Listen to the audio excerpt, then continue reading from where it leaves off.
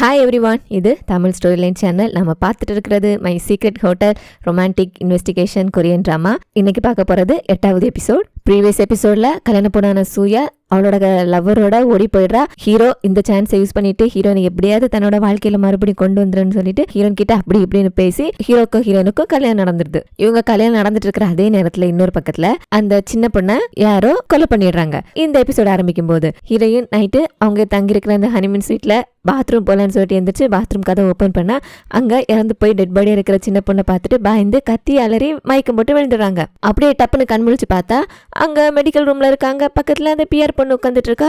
என்னாச்சு சின்ன பொண்ணுக்கு என்னாச்சு, அவளை நான் பார்த்தேன் அந்த ரூம்ல செத்து போய் கிடந்தான்னு சொல்லிட்டு பிஆர் பொண்ணுல என்ன வளர்ற நீ மயங்கி விழுந்துட்ட, அதனால உனக்கு மெடிக்கல் ரூமுக்கு தூக்கிட்டு வந்தோம், மற்றபடி வேற எதுவும் இல்லையே, சின்ன பொண்ணு நல்லா தான் இருக்கா, வேணா உனக்கு ஃபோன் பண்ணி தரட்டான்னு சொல்லிட்டு கேட்கறா. நமக்கே ஒரு இதுல நடக்கலையோ அப்படிங்கிற மாதிரி ஆயிடும். ஹீரோனுக்கும் அப்படிதான், அவங்களும் ஒரு மாதிரி குழம்பி போயிடுறாங்க.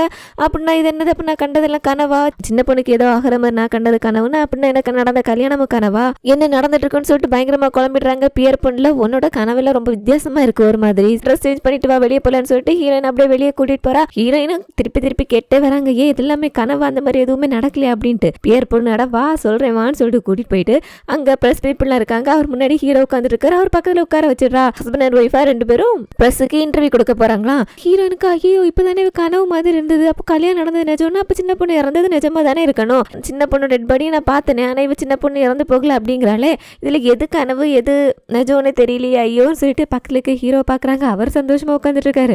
சொல்லிட்டு ஹீரோ என் கண்ணத்துல கொஞ்சம் கில்ல அப்படின்ட்டு. அவரும் இவ எதுக்கு கில்ல சொல்றேன்னு சொல்லிட்டு ரெண்டு கண்ணத்தையும் பிடிச்சி கில்ல வலிக்குது, ஆமா இது நிஜம்தான், ஐயோ என்ன நடந்துட்டு இருக்கோன்னு புரியலையேன்னு சொல்லிட்டு இவங்க குழம்பு போய் உட்காந்துட்டு இருக்கேன். அந்த பக்கம் அந்த ஹனிமூன் ஸ்வீட்ல சின்ன பொண்ணோட டெட் பாடியை டிடெக்டிவ் செக் பண்ணிட்டு இருக்காரு. அங்க இருக்கிற ஃபரன்சிக் டாக்டர் என்ன சொல்றாருன்னா, அந்த பொண்ணை பின்னாடி தலையில அந்த கேண்டில் ஸ்டிக்காலே அடிச்சிருக்காங்க. பட் அந்த பொண்ணோட சாவு அதனால நடந்திருக்கல. அவ கால் தவறி இந்த பாத்திரப்புல விழுந்து அவளோட கால் தலை அதில் இடிச்சதுல அதுல கழுத்து எலும்பு உடஞ்சு அதனாலதான் அவளோட சாவு நடந்திருக்கணும். இதுக்கு மேல டீடைல்ஸ் வேணும்னா பாடியை போஸ்ட்மார்ட்டம் பண்ணதுக்கு அப்புறம் தான் தெரியும் அப்படின்ட்டு அந்த கேண்டில் ஸ்டிக்கை எவிடன்ஸ் எடுத்து வச்சுக்கிறாங்க.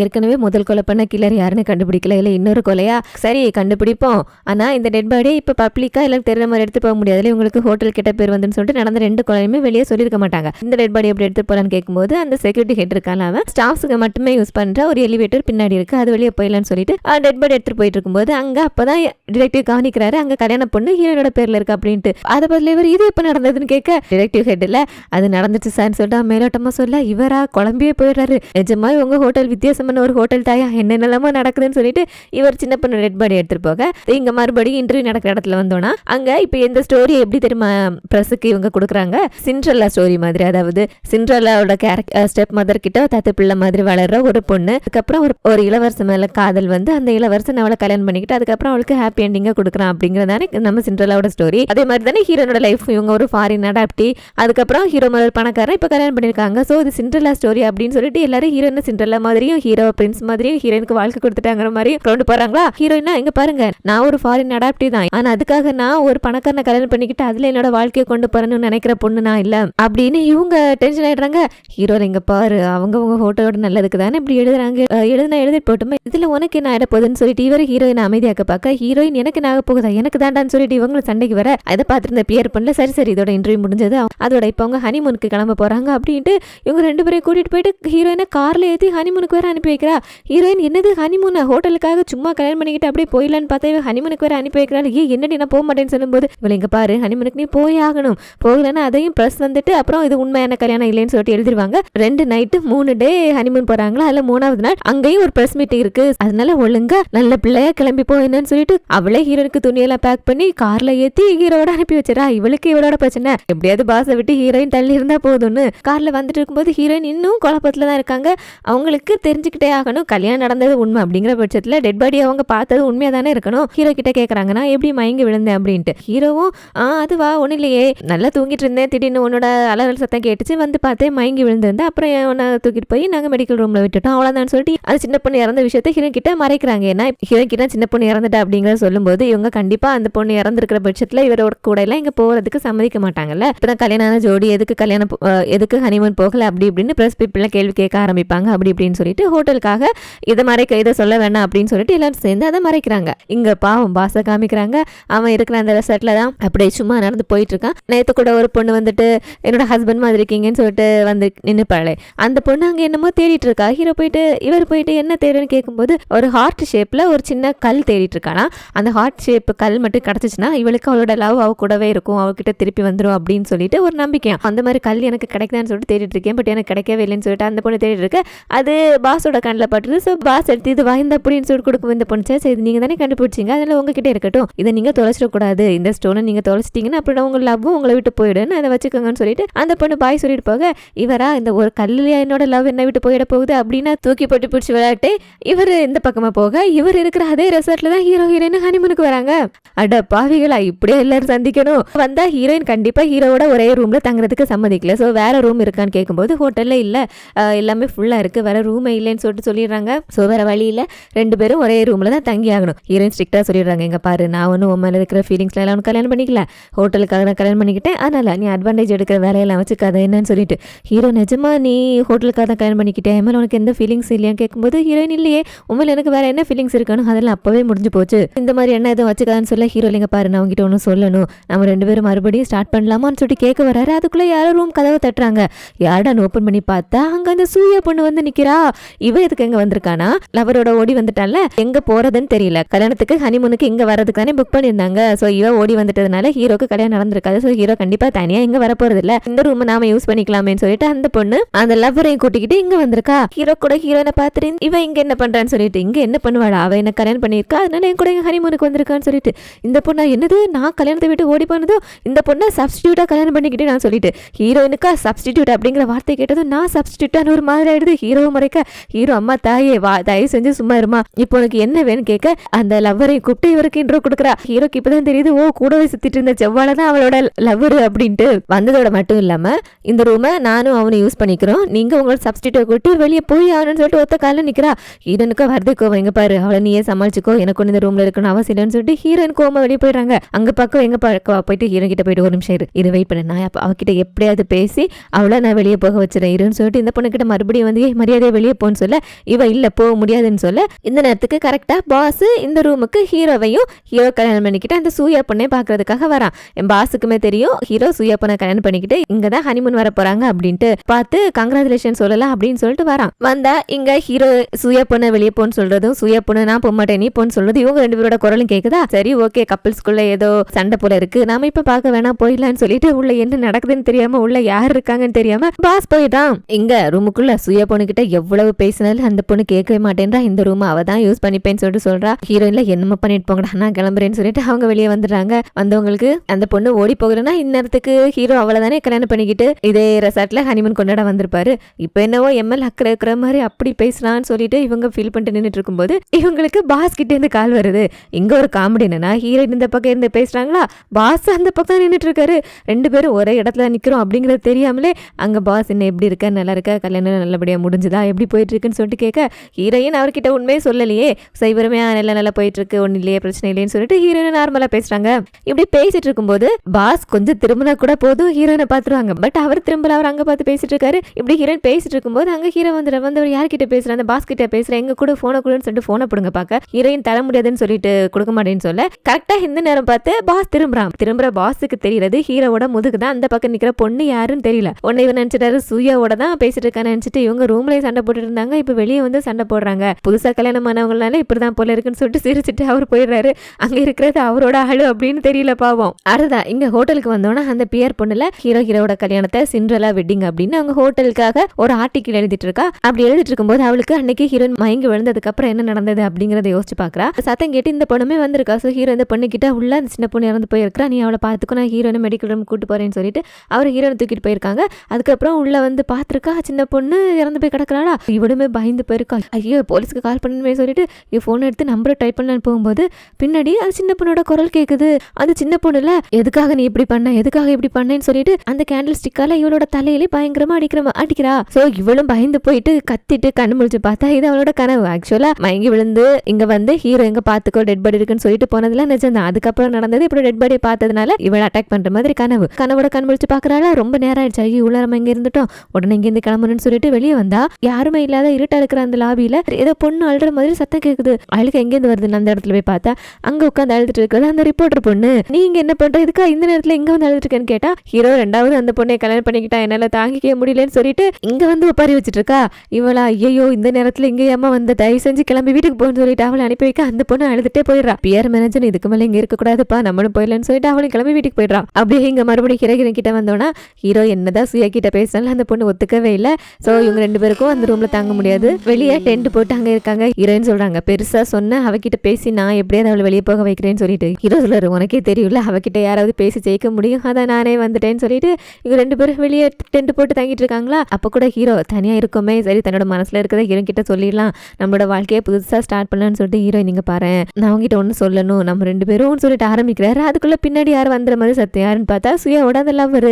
டே இந்த நேரத்துல நீ இங்க என்னடா பண்றேன்னு கேட்டா அவ தான் வெளியே போய் தூங்குன்னு சொல்லிட்டு துரத்தி விட்டாளாம். இப்ப என்ன பிரச்சனைனா இந்த பொண்ணு பணக்கார பொண்ணு இல்ல, இவன் மேல இருக்கிற காதல்ல ஓடி வரணுங்கிற வேகத்துல வேற எதையும் யோசிக்காம ஓடி வந்துட்டா. இப்ப வந்ததுக்கு அப்புறம் அவளுக்கு கஷ்டமா இருக்கு, கையில காசு இல்ல, நினைச்ச நேரத்துக்கு நினைச்ச மாதிரி ஒண்ணு வாங்கிக்க முடியல, சாப்பிடுறதுக்கு கூட ஆசைப்பட்டதை சாப்பிட முடியல. இதுல இவங்க 2 பேருக்கும் சண்டை வந்திருக்கு. அந்த கோவத்துல இவன் வெளியே போ அப்படின்னு சொல்லிட்டு துரத்தி விட்டு இருக்கா. அவன் இங்க வந்துட்டானா. சோ ஹீரோயின் இந்த ரூமுக்கு வராங்க. ஹீரோ அவன் கிட்ட கேக்குறாரு என்னாச்சு என்ன பிரச்சனைன்னு சொல்லிட்டு. அப்ப அவன் சொல்றான், ஏதோ ஒரு வேகத்துல ஓடி வந்துட்டோம், பணக்காரியா வாழ்ந்த பொண்ணு இப்ப ரொம்ப கஷ்டப்படுறா, நானும் அவளை நல்லா சந்தோஷமா வச்சுக்கணும் தான் ட்ரை பண்றேன், பட் என்னால முடியல அப்படின்னு சொல்லும்போது ஹீரோவும் விடு இதெல்லாம் சரியாயிடும், நீ உன்னோட பெஸ்ட் கொடுத்துட்டு இருக்கல, இதெல்லாம் நல்லபடியா நடக்கும்னு சொல்லிட்டு ஹீரோ இவனை சமாதானப்படுத்துறாரு. அங்க அந்த பொண்ணுமே சோகத்துல தான் இருக்கா. இவளுக்கு அந்த லவ்வர் மேல லவ்லாம் உண்மையா தான் இருக்கு, பட் இருந்தாலும் அந்த வசதி வாய்ப்புகளை அவளால இழக்க முடியல. ஹீரோயின் கிட்ட புலம்பிட்டு இருக்கா. ஹீரோயின் அடிப்பாவியோ தூங்க விட மாட்டா போல இருக்கே, சரி தூங்குற மாதிரி நடிப்பையாவது போட, அப்படியே அது வாயை மூடாளான்னு பாப்போம்னு சொல்லிட்டு கொரட்டை விடுற மாதிரி சத்தம் கொடுக்க இந்த பொண்ணு ஓ தூங்கிட்டேன்னு சொல்லிட்டு அவளும் தூங்கி போயிடுறா. நப்பாடா வாயை மூடிட்டே அப்ப நிம்மதியா தூங்கலாம்னு சொல்லிட்டு ஹீரோயின் தூங்க ஆரம்பிச்சா. சூயால கொரட்டை அப்படி கொரட்டை விடுறா, ஹீரோனுக்கு தூங்கவே முடியல. இங்க டிடெக்டிவ் காமிக்கிறாங்க. சின்ன பொண்ணு கொல்லப்பட்டது சிசிடிவில தான் ரெக்கார்ட் ஆயிருக்கு. அந்த ரூமுக்குள்ள யாரெல்லாம் போனாங்க அப்படிங்கறத பாக்குறதுக்கான ஃபுட்டேஜ் எல்லாம் செக் பண்ணிருக்கும் போது வழக்கம் போல தான் அசிஸ்டன்ட் மேனேஜரோட கொலையில எப்படி அந்த ஃபுட்டேஜ் எல்லாம் டிலீட் ஆயிருந்ததோ அதே மாதிரி இதுலயுமே அந்த பொண்ணு ரூமுக்குள்ள போறது வரைக்கும் தான் இருக்கு. அதுக்கப்புறம் உள்ள ஃபுட்டேஜ் டிலீட் ஆயிருக்கு. கிட்டத்தட்ட ஒரு 51 நிமிஷம் கழிச்சு அதுக்கப்புறம் தான் வீடியோ மறுபடியும் வருது. இடையில இந்த 50 நிமிஷம் வீடியோவை யாரும் டிலீட் பண்ணிருக்காங்கல்ல, இந்த இடைப்பட்ட நேரத்துல கண்டிப்பா அந்த கொலையும் நடந்திருக்கணும். அதை பத்தி விசாரிக்கிறதுக்காக இங்க டிடெக்டிவ் ஹெட் கிட்ட வந்து அது யாரா இருக்கும், யாருக்கு உள்ள வர முடியும் அப்படின்னு கேட்கும்போது இவன் என்ன சொல்றானா, அடுத்த நாள் காலையில முந்தின நாள் ஃபுட்டேஜ் எல்லாமே 8 மணிக்குள்ள ஸ்டோர் பண்ணிடுவாங்களாம். மேபி இந்த ஃபுட்டேஜ் யாரோ டிலீட் பண்றதா இருந்தா கொலை நடந்தப்பவே இந்த ரூம்ல வந்து டிலீட் பண்ணியிருந்திருக்கணும் அப்படின்னு சொல்லும்போது டிடெக்டிவ் கேட்கற அப்படின்னா யார் வந்திருக்கிறதுக்கு சான்ஸ் இருக்கு கேட்கும்போது இவர்ல அது எனக்கு தெரியாது, ஆனா திடீர்னு ஹீரோனோட கல்யாணம் ஏற்பாடானதுனால எல்லாருமே அந்த வேலையில பிஸியா இருந்ததுனால நாங்க எல்லாருமே வெளியே இருந்தோம் அப்படின்னு சொல்லிடுறாரு. யார் வந்துட்டு போயிருப்பாங்க அப்படிங்கிற சின்ன க்ளூ கூட யாருக்குமே இல்ல. இதை கேட்டுட்டு இவர் வெளியே வரும்போது அங்க அந்த ஹோட்டல் எம்ப்ளாயி ஒருத்தன், ஹலோ டிடெக்டிவ் உங்களுக்கு கொலைக்காரன் யாருன்னு தெரியணும், எனக்கு தெரியும்னு சொல்லிட்டு சொல்றான். இவர் என்ன உனக்கு தெரியுமா எப்படிங்கன்னு இவர் கேட்டுட்டு இருக்க. அதே நேரத்துல இங்க ஹீரோயின் கிட்ட வந்தோம்னா காலையில ஹீரோயின் இந்த பொண்ணு விட்ட கொரட்டையில ஒழுங்கா தூங்காம இந்த இடத்த விட்டு எப்படியாவது போனா போதும்னு சொல்லிட்டு கிளம்புறதுக்கு ட்ரெஸ் பண்ணிட்டு இருக்காங்க. இந்த பொண்ணுல ஹீரோனோட ட்ரெஸ் பார்த்து ஒரு மாதிரி கிண்டல் பண்ணி பேசிடுறா. கரெக்டா ஹீரோ வந்துடுறாரு. இருக்கிற கடுப்புல ஹீரோ முறைச்சிட்டு நீயாச்சு உன்னோட ஃபியான்ஸே வச்சுங்க என்ன வேணா பண்ணிட்டு போங்க நான் வெளியே போறேன்னு சொல்லிட்டு அவங்க வெளியே வந்துற. ஹீரோ அவங்க பின்னாடியே வரலன்னு பார்க்கும்போது இந்த பொண்ணு விட மாட்டேன்றா. இவளை எப்படியாவது இங்க இருந்து போக வைக்கணும்னா வேற வழி இல்ல, அவளுக்கு காசு கொடுத்தாங்கன்னு சொல்லிட்டு ஒரு கிரெடிட் கார்டை கையில கொடுத்தீங்க பாரு, இந்த கார்டு எவ்வளவு வேணுமோ உனக்கு யூஸ் பண்ணிக்கோ, ஆனா ஒண்ணு மட்டும் தயவு செஞ்சு இங்கே இருக்காத, ஒரு அவரை கூட்டிட்டு வேற எங்கேயாவது போயிட்டு என்ன நிம்மதியா இருக்க விடுன்னு சொல்லிட்டு இந்த பொண்ணுமே காடை பார்த்து சந்தோஷமாயிடுறா. ஓ கண்டிப்பா போயிடுறேன்னு சொல்லிட்டு சொல்ல ஹீரோனை தேடிட்டு இங்க வராரு. இங்க ஹீரோயின் லாபியில நடந்து வந்துட்டு இருக்காரு. அப்போ அங்க அந்த வந்து ஹோட்டல் ஸ்டாஃப் ஒருத்தர் பாஸ் ட்ரிப்பை முடிச்சுட்டு ஊருக்கு கிளம்புறாராம். அதுக்கு முன்னாடி இங்க இருக்கிற ஹனிமூன் ஜோடியான ஹீரோக்கும் சூயாவுக்கும் வாழ்த்து சொல்லி லெட்டர் தந்திருக்காங்க அப்படின்னு சொல்லி இவங்களை பொறுத்த வரைக்கும் ஹீரோ ஹீரோயின் தானே சேர்ந்து வந்தாங்க. ஸோ ஹீரோயின் தான் ஹீரோட ஒய்ஃப்னு நினைச்சுக்கிட்டு நீங்க தானே அந்த கல்யாணம் பொண்ணு பாஸ் இதை கொடுத்தாருன்னு சொல்லிட்டு இவங்க கிட்ட கொடுக்க ஹீரோயினுக்கு அப்பதான் தெரியுது பாஸும் இதே ஹோட்டல்ல தான் வந்திருக்கான் அப்படின்ட்டு. ஐயோ திரும்பி பார்த்தா பாஸ் பின்னாடி வந்துட்டு இருக்கான். ஐயோ இவன் கண்ணில் பற்றக்கூடாதுன்னு சொல்லிட்டு ஓடி போய் ஒளிஞ்சுக்கிறாங்க. பாஸும் நல்ல வேளை ஹீரோயினை கவனிக்கல. அவரும் அவரோட பிசினஸ் ட்ரிப்பை முடிச்சுட்டு ஒரு கிளம்புறாரு. அதே நேரம் மறுபடியும் ஹோட்டலுக்கு வந்தோன்னா அந்த எம்ப்ளாயி டிரெக்டர் கிட்ட யார் என்ன கொலைக்காரன் தெரியும்னு சொல்லிட்டு சொன்னால டிரெக்டிவ தனியா கூட்டிட்டு வந்துட்டு அது கொலைக்காரன் இல்ல கொலைக்காரின்னு சொல்லிட்டு பிஆர் மேனேஜரோட பேரை சொல்றான். என்னது அந்த பிஆர் பொண்ணு ஏதாவது சொல்றேன்னு கேட்டா இவன் அந்த பிஆர் பொண்ணு சின்ன பொண்ணை மிரட்டிட்டு இருக்கதை கேட்டிருக்கான். அதாவது அதாவது இங்க பாரு நான் சொல்ற மாதிரி செய்யல அப்புறம் நான் உன்னை கொன்னே போடுவேன்னு சொல்லிட்டு அந்த பொண்ணு சின்ன பொண்ணு மிரட்டி இருக்கா. அதை இவ கேட்டிருக்கா. அவதான் சின்ன பொண்ணை கொலை பண்ணிருக்கணும்னு சொல்லிட்டு இவன் சொல்ல கரெக்டா டிடெக்டிவ்க்கு ஒரு கால் வருது. அந்த கேண்டில் ஸ்டிக்ல இருக்கிற கைரேகை பிஆர் பொண்ணோட கைரேகை அப்படின்ட்டு. அப்படின்னா பிஆர் பொண்ணு சின்ன பொண்ணை கொலை பண்ணதுன்னு சொல்லிட்டு டிடெக்டிவ் இங்க யோசிச்சுட்டு இருக்க. இங்க அந்த பிஆர் பொண்ணை காமிக்கிறாங்க. பிரஸ் பீப்புளுக்கு எல்லாம் ஹீரோ ஹீரோயின் கல்யாணம் முடிஞ்சிட்டு எந்த ரூம்ல தங்கி இருந்தாங்களோ அந்த ரூம் அந்த கொலை நடந்ததுக்கான எந்த தடயம் இல்லாம எல்லாத்தையும் சரி பண்ணிட்டாங்க. சோ அவங்களுக்கு அந்த ரூம்ல சுத்தி காமிச்சிட்டு இருக்கா. சோ வந்தவங்களும் இவ சொல்றதெல்லாம் நோட்ஸ் எடுத்துக்கிட்டு அந்த ரூம் போட்டோஸ் எல்லாம் எடுத்துட்டு இருக்காங்க. அப்படியே பாத்ரூமே பாக்கலாமான்னு சொல்லிட்டு கேக்குறாங்க. இந்த பொண்ணுக்கு பாத்ரூம் ஐயோ சரி வாங்கன்னு சொல்லிட்டு உள்ளேயும் கூட்டிட்டு போய் காமிக்கிறா. அப்படி எல்லாரும் அந்த ஹோட்டல் ரூம் எல்லாம் பார்த்துட்டு வெளியே போனதுக்கு அப்புறம் இந்த பொண்ணோட முகமே சரியில்லை, ஏதோ தப்பு பண்ணது மாதிரியே இருக்கு. அப்போ டிடெக்டிவ் அங்க வந்துட்டு உங்ககிட்ட நான் கொஞ்சம் பேசணும்னு கேட்க இந்த பொண்ணோட முகத்தை பார்க்கணுமே ரொம்ப பயந்து போயிடுறா. ஒரு மாதிரி டென்ஷன் ஆயிடுறா. இங்க ஹீரோயின் கிட்ட வந்தோன்னா மறைஞ்சிருந்துட்டு பாஸ் கிளம்பி போறத பாக்குறாங்க. பாஸ் கிட்ட நாம என்ன சொல்லுவோம், அவருக்கு இதெல்லாம் எப்படி எக்ஸ்பிளைன் பண்றதுன்னு சொல்லிட்டு இவங்க போற பாஸே பார்த்துட்டு கால நின்றுட்டு இருக்க. ஹீரோ வராரு. இருக்கிற கோர்ட்ல எல்லாம் ஹீரோ கிட்ட எல்லாம் ஒன்னாலதானே இப்படி எல்லாம் ஆயிடுச்சுன்னு சொல்லிட்டு இவங்க ஹீரோவை திட்டிட்டு போக இந்த பக்கம் பாஸ் கார்ல வந்துட்டு இருக்காருல்ல.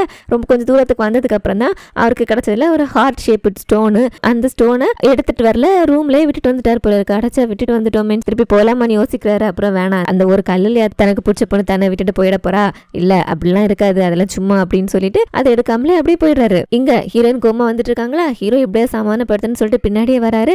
அந்த இடத்துக்கு இந்த பொண்ணு சூயா மறுபடியும் வந்துடுறா. ஏய் நீ இன்னும் போகலையே அடி, நீ எதுக்கு இங்க சுத்திட்டு இருக்கேன்னு கேட்டா போறதுக்கு தான் கார் வரைக்கும் போயிட்டாங்களாம். பட் இந்த பொண்ணு அவரோட போனை ரூம்ல மறந்து வச்சுட்டு வந்துட்டாலாம். அதை எடுக்கிறதுக்காக வந்தேன். ஹீரோயின் போய் நீ எடுத்துட்டு வரேன்னு சொல்லிட்டு ஹீரோயினை வேலை வாங்குறா. ஹீரோயினா ஏன் நான் உனக்கு இந்த வேலை கரையாங்கிற மாதிரி நின்றுட்டு இருக்கேன். ஹீரோ புரிஞ்சுக்கிறாரு சிச்சுவேஷனா. சோ இங்க பாருங்க நீங்க ரெண்டு பேரும் இங்க இருங்க, நான் போய் எடுத்துட்டு வரேன்னு சொல்லிட்டு அவர் எடுக்க போறாரு. பட் அவர் போறது எவ்வளவு பெரிய தப்புன்னு அவருக்கு இப்ப தெரியல. அவ போனதுல சுய போனல ஹீரோ எவ்வளவு நல்லவர் பாருங்களேன், எனக்கு அந்த போன்லாம் எடுத்துட்டு வர போறாரு. அவர் மாதிரி ஒருத்தர் நான் மிஸ் பண்ணிட்டேன். அவருக்கு நீ ஒய்ஃபா கிடைச்சிருக்க. அவரோட ஃபர்ஸ்ட் ஒய்ஃபை பத்தி நான் கேள்விப்பட்டேன், ரொம்ப கெட்ட பொண்ணா, நிறைய பசங்களோட பழக்கமா, கேரக்டர் சுத்தமா சரியில்லையா அப்படின்ட்டு ஹீரோனை பத்தி தான் தப்பா சொல்றோங்கிறது தெரியாம ஹீரோனை பத்தியே சொல்றா. அதுவும் ஹீரோ தான் என்கிட்ட சொன்னாரு அப்படின்னு வேற சொல்றா. இதுக்கப்புறம் கேட்கவா வேணும் ஹீரோனுக்கு. என்ன விட்டு போனது மட்டும் இல்லாம என்ன பத்தி இப்படி தப்பா வேற அவன் சொல்லிட்டு இருக்கானு சொல்லிட்டு போனை எடுத்துட்டு அங்க வந்துட்டு இருந்த ஹீரோவை போயிட்டு மூஞ்சிலே ஒரே குத்து. ஹீரோ அடியை வாங்கிட்டு எதுக்கு என்ன அடிச்ச, நான் என்ன பண்ணேன்னு சொல்லிட்டு ஹீரோனா என்ன பண்ணியா, என்ன பத்தி என்னெல்லாம் சொல்லி வச்சிருக்க, நான் கேரக்டர் மோசமான பொண்ணா, உனக்கு எவ்வளவு தைரியம்னு சொல்லிட்டு கேட்டுட்டு இருக்க. பின்னாடி ஒரு குரல், ஹீரோயின் நீங்க என்ன பண்ற அப்படின்ட்டு. அட யாருன்னு திரும்பி பார்த்தா வேற யாரும் இல்ல பாஸ். அந்த ஹார்ட் ஷேப் ஸ்டோனை விட்டுட்டு போறதுக்கு அவருக்கு மனசு இல்ல. ஸோ அதை எடுத்துட்டு போலான்னு சொல்லிட்டு மறுபடியும் ஹோட்டலுக்கு வந்திருக்காரு. வந்தவர் இங்க ஹீரோன் இருக்கிறத பார்த்துட்டாரு. ஓ மை காட், இந்த சிச்சுவேஷன் எப்படி இருக்கு யோசிச்சு பாருங்க. அந்த பக்கம் ஹீரோ, இந்த பக்கம் பாஸ், நடுவுல ஹீரோயினை பார்க்கணுமே. ஐயோ இது நான் எப்படி சமாளிக்க போறேன், பாஸுக்கு எப்படி எக்ஸ்பிளைன் பண்ண போறேன்ட்டு. அடடா இவன் எப்படிடா இங்கேருந்து வந்தானே, ஹீரோவும் பாஸை மறைக்க பாஸும் இங்க என்ன நடக்குதுங்கிற மாதிரி அவரு முடிச்சிட்டு இருக்க. அப்படியே இந்த இடத்துல எபிசோட் 8 முடிச்சிடுறாங்க.